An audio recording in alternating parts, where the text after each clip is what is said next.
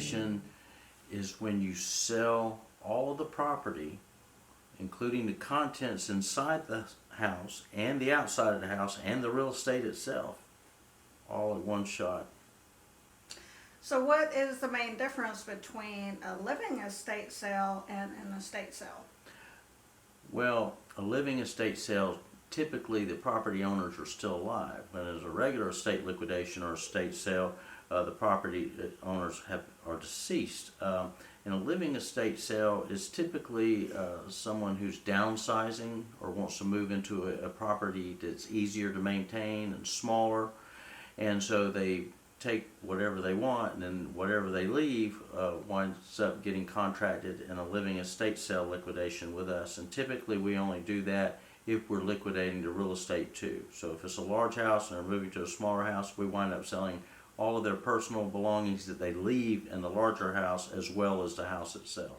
Hi, I'm Leslie Huggins, and this is Bill Waldorf. We are with RPI Real Estate Services of Georgia, and we are here to discuss with you about real estate here in Houston County.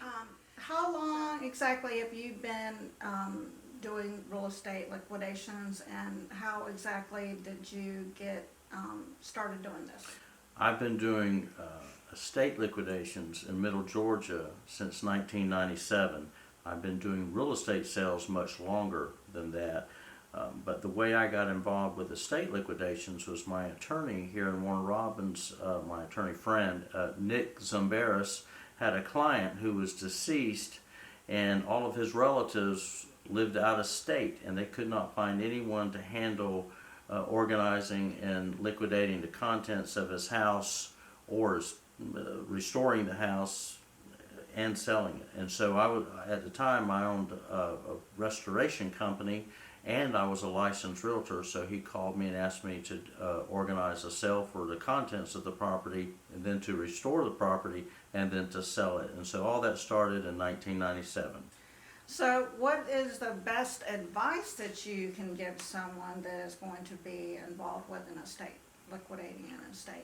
Well, if the property owners are deceased and you are the estate administrator or have been chosen as the executor of the deceased owner's estate, then the best advice I can say is make sure that you're fully legal before you contract to sell the contents of that property.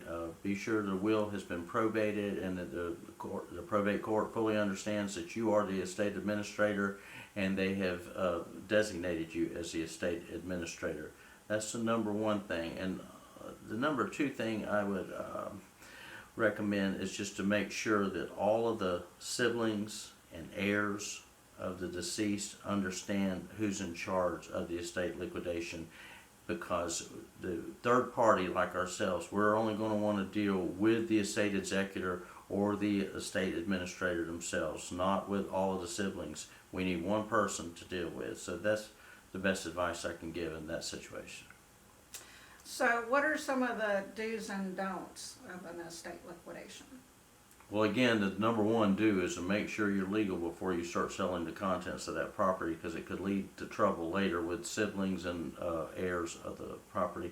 The other do is to make sure that if the family's not going to handle the estate liquidation themselves, make sure that the third party like ourselves that you hire is going to treat the property with dignity, a level of dignity, and not just come in and start throwing things away. When we do an estate liquidation, we treat every property with respect and dignity regardless of the price point. So that's an important point. As far as the don'ts, we recommend don't throw anything away. Don't try to do the third party liquidator favors by organizing or throwing things away, because that's what you're contracting them to do, and more often than not very valuable items are thrown away or discarded or just taken for granted that they have any value. So trust the third party that you hire, but make sure you do a good interview so that you'll be comfortable with the company that you hire to do the estate liquidation.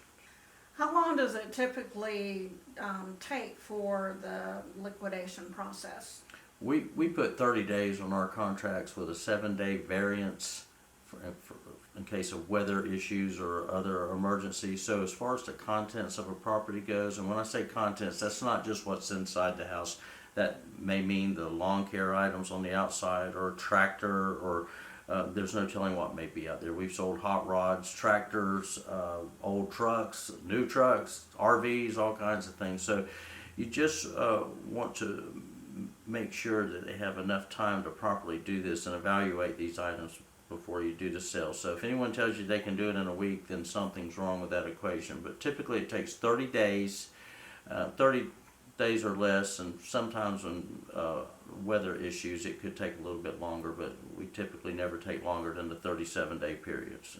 So if someone is living out of state, they can still call us to conduct and handle the estate liquidation. Yes, many times one of the reasons we get involved with an estate liquidation is because there's no living heirs in the same state or living locally here in Warner Robins. So they contract with us from afar to go in, take over the house, take custody of the property, organize the contents, sell the contents, then list and sell the real estate itself. That's very common.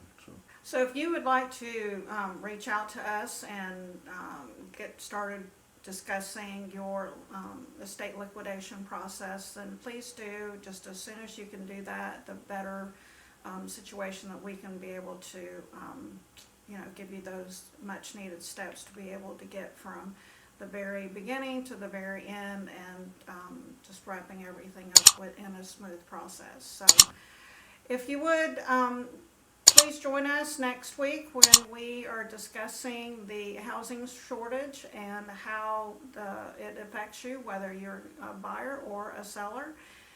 We have just a lot to discuss on that, so we look forward to talking with you again next week on that. Yeah. And back to estate liquidations, we actually have a book on the subject. Leslie's picture's on the back, and it's about the do's and don'ts of liquidating your family's estate, whether it's a living estate or if your parents have deceased and you need some help and need a little insight on it. You can contact us and we'll send you this book for free.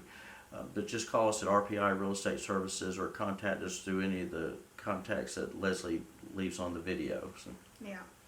All right. Well, we look forward to catching up with you again soon, and make it a great day.